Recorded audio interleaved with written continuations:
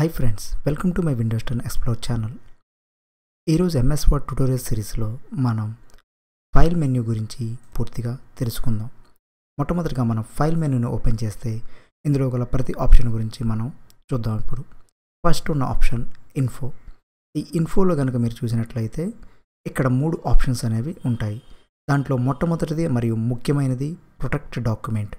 Protect document అనగా ఏంటి అనగా, మీరు టైప్ చేసిన లేదా ఎడిటింగ్ చేసిన మీ యొక్క డాక్యుమెంట్ని వేరే వాళ్ళు మాడిఫై చేయకుండా, వేరే వాళ్ళు ఎడిట్ చేయకుండా, వేరే వాళ్ళు ఎటువంటి మార్పులు చేయకుండా మీరు ప్రొటెక్ట్ చేసుకోగలరు ఈ యొక్క ఆప్షన్ ఉపయోగించి. ఇందులో మీకు encrypt with password. Encrypt with password అనగా పాస్వర్డ్ ఉపయోగించి ఆ పాస్వర్డ్ అనేది కరెక్ట్గా ఎంటర్ చేస్తేనే ఆ డాక్యుమెంట్ని మాడిఫికేషన్ చేయొచ్చు అనే యాక్సెస్ తీసుకోవచ్చు అనే ఆప్షన్ని ఈ ఎన్క్రిప్ట్ విత్ పాస్వర్డ్ అనే ఆప్షన్ ద్వారా మనం చేయగలం. మొదటగా దీన్ని నేను క్లిక్ చేసినట్లయితే ఇక్కడ మనకి పాస్వర్డ్ అనేది అడుగుతుంది. సో ఈ పాస్వర్డ్ అనేది మనం ఇచ్చినట్లయితే ఎప్పుడైనా కానీ ఈ డాక్యుమెంట్ ఓపెన్ చేస్తే ఓన్లీ పాస్వర్డ్ కరెక్ట్గా ఎంటర్ చేస్తేనే డాక్యుమెంట్ అనేది ఓపెన్ అవుతుంది, లేకపోతే ఓపెన్ అవుతుంది. అదేవిధంగా ఈ ప్రొటెక్ట్ డాక్యుమెంట్లో మిగతా ఆప్షన్స్ని చూసినట్లయితే mark as final. Mark as final అనగా ఏంటి అంటే, ఈ డాక్యుమెంట్ అనేది కంప్లీట్గా రెడీ అయిపోయింది, ఎటువంటి మార్పులు చేయాల్సిన అవసరం లేదు, ఇది ఫైనల్ కాపీ, దీనిని ఓన్లీ రీడ్ ఓన్లీగా మాత్రమే చూడాలి అని చెప్తుంది ఈ ఆప్షన్ ఉపయోగిస్తే మనం. అదేవిధంగా రిస్ట్రిక్ట్ ఎడిటింగ్. సో కొంతమంది ఈ ఫైల్ని వేరే వాళ్ళు ఉపయోగించేటప్పుడు ఎడిటింగ్ ఏమైనా చేయాల్సి వస్తే ఆ ఎడిటింగ్ని మనం కంట్రోల్ చేసేదానికి ఈ ఆప్షన్ని ఉపయోగిస్తాం. అండ్ అదేవిధంగా ఇంకో ఆప్షన్ చూసినట్లయితే రిస్ట్రిక్ట్ యాక్సెస్ అనగా వేరే వాళ్ళు ఈ ఫైల్ని ఎడిటింగ్ చేయడం, కాపీ చేయడం, ప్రింట్ చేయడం అనేది చేయకుండా మనం వాళ్ళ యొక్క యాక్సెస్ని రిస్ట్రిక్ట్ చేయొచ్చు దీన్ని ఉపయోగించి. ఈ ఆప్షన్స్ అన్నీ ఎప్పుడు ఉపయోగపడతాయంటే, మల్టీ యూజర్స్ అనేవాళ్ళు ఈ యొక్క డాక్యుమెంట్ మీద ఏదైనా ప్రాజెక్ట్ వర్క్గా కానీ, లేకపోతే కోలీగ్స్ అనేవాళ్ళు ఏదైనా కంపెనీకి కొటేషన్ గురించి మాట్లాడుకునే దాని గురించి కానీ, ఏదైనా లేకపోతే ఏదైనా డేటా అనేది క్రియేట్ చేస్తున్నప్పుడు కానీ ఈ ఆప్షన్స్ అనేవి ఉపయోగపడతాయి.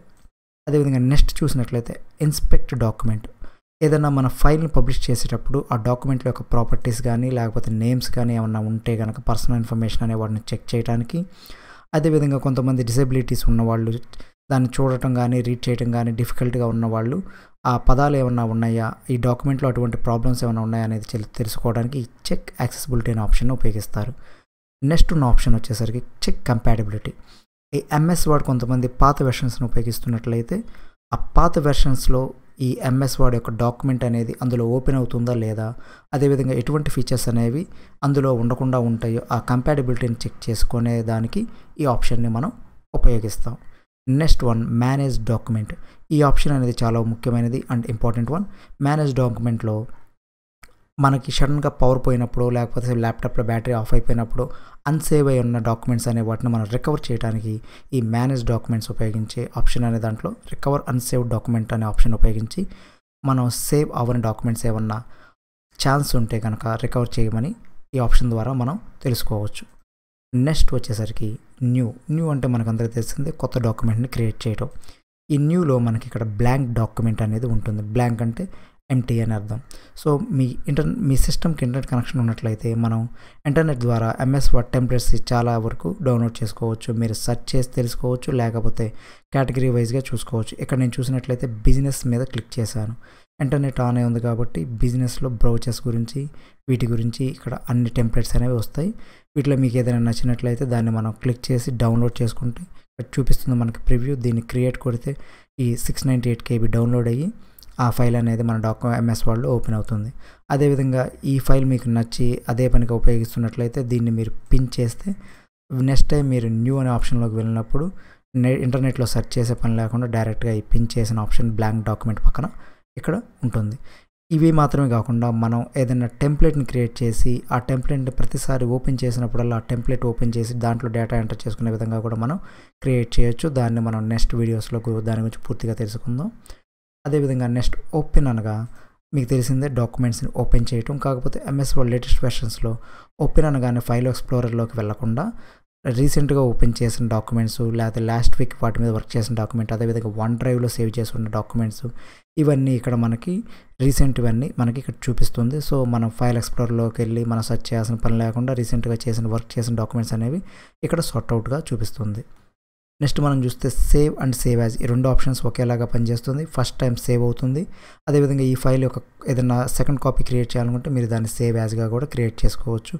అండ్ ఆల్సో ఎంఎస్ వర్డ్ అనేది వన్ డ్రైవ్లో సేవ్ చేసుకునే ఆప్షన్ కూడా ఇక్కడే మనకి సేవ్ యాజ్ దగ్గర పక్కన ఉన్న బాక్సెస్లో మనకి చూపిస్తుంది. Next print. ఈ ప్రింట్ వచ్చేసరికి పాత వెర్షన్స్లో ప్రింట్ మరియు ప్రింట్ ప్రివ్యూ డిఫరెంట్ సెట్టింగ్స్గా చూపించాడు. బట్ లేటెస్ట్ వెర్షన్స్లో వచ్చేసరికి ప్రింట్ దగ్గరే ప్రింట్ ప్రివ్యూ కూడా ఈ విధంగా మనకి చూపిస్తున్నాడు.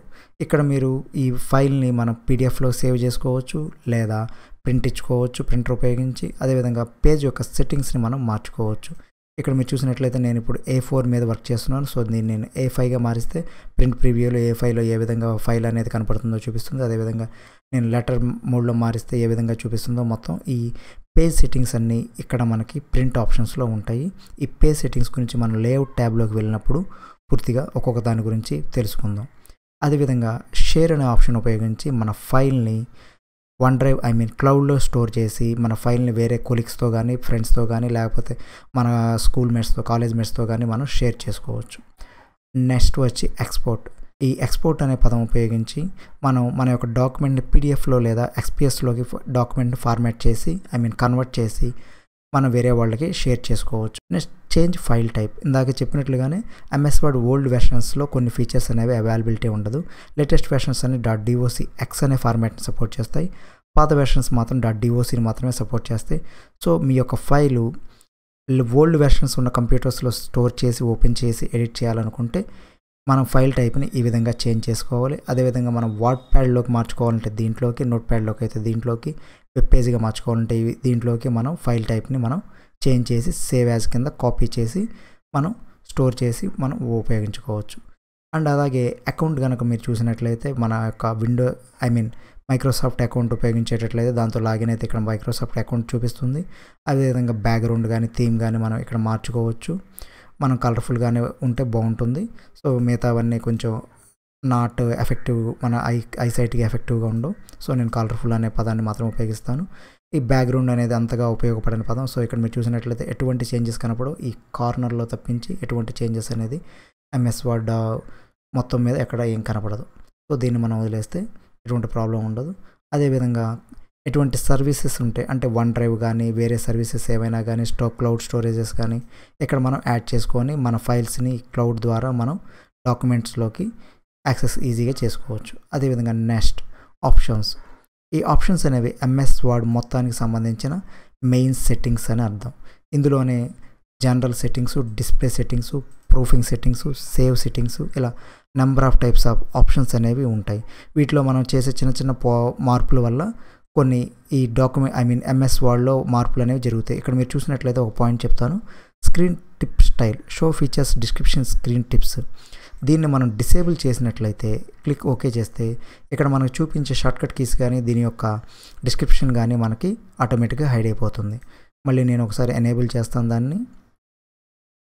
ఓకే చేస్తే ఇక్కడ మీరు మన మౌస్ని హోవర్ చేస్తే దాని యొక్క పేరు మరియు దాని యొక్క కీబోర్డ్ షార్ట్కట్ అదే దాని యొక్క డిస్క్రిప్షన్ని మనకి చూపిస్తుంది. సో ఇది ఫైల్ మెన్యూ యొక్క ఇంపార్టెంట్ పాయింట్స్.